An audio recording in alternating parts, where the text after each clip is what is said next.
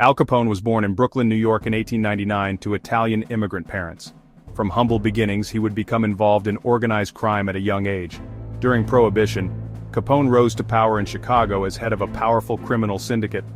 The Chicago outfit controlled bootlegging, gambling, and prostitution across the city. Capone was known for his brutal tactics and immense wealth. His influence extended to politicians and law enforcement officials. Violence was his calling card throughout the city. In 1931, Capone was convicted not for violent crimes but for tax evasion. He was sentenced to 11 years in federal prison, including time at Alcatraz.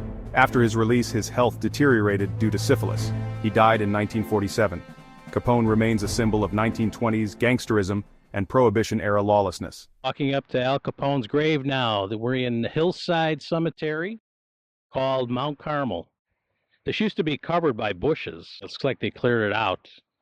But you used to see like coins on the ground. Somebody would stick a cigar out of the ground for him. It was just kind of bizarre. But his family members are also here too.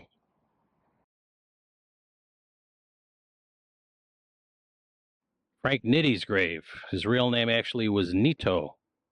Frank Nitti, born Francesco Raffaele Nito in Italy, became known as the Enforcer, a key figure in Al Capone's Chicago outfit. During Prohibition, Nitti managed the outfit's bootlegging, labor racketeering, and gambling operations as Capone's trusted lieutenant.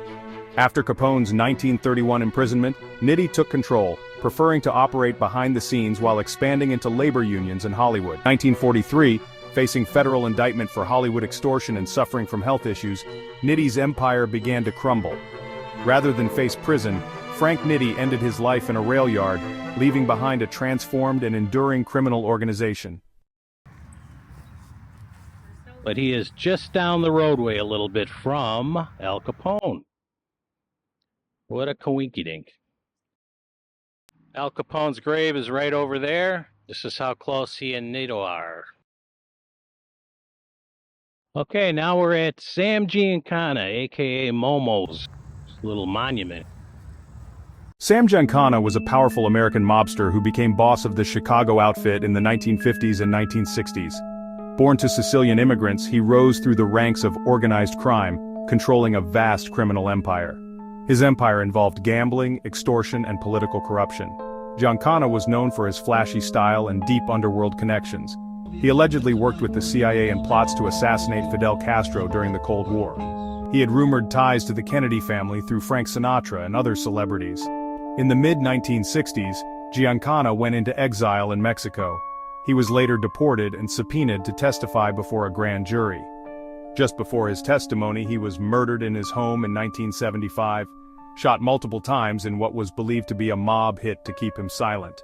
Giancana remains a central figure in American organized crime lore, associated with political conspiracies and the blurred line between the mob and government. There was a story that his daughter would always put fresh flowers every week at his grave, and it looks like that tradition is being continued. This is Filomena Bucola. Legend has it that she died shortly after childbirth, and her mom had her buried in her wedding dress. But mom was having terrible dreams afterwards that her daughter was buried alive. So she had a court order to exhume her. They brought her up, and she was still in excellent condition. So that's the story here in Mount Carmel Cemetery. The Queen of Heaven Mausoleum, the largest Catholic mausoleum in the world. This immense Gothic revival complex is composed of 3 connected buildings: Queen of Heaven, Queen of Angels, and Queen of All Saints.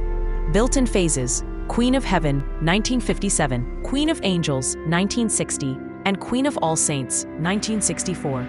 It accommodates about 31,000 crypts and 900 niches for cremated remains across roughly 3 acres.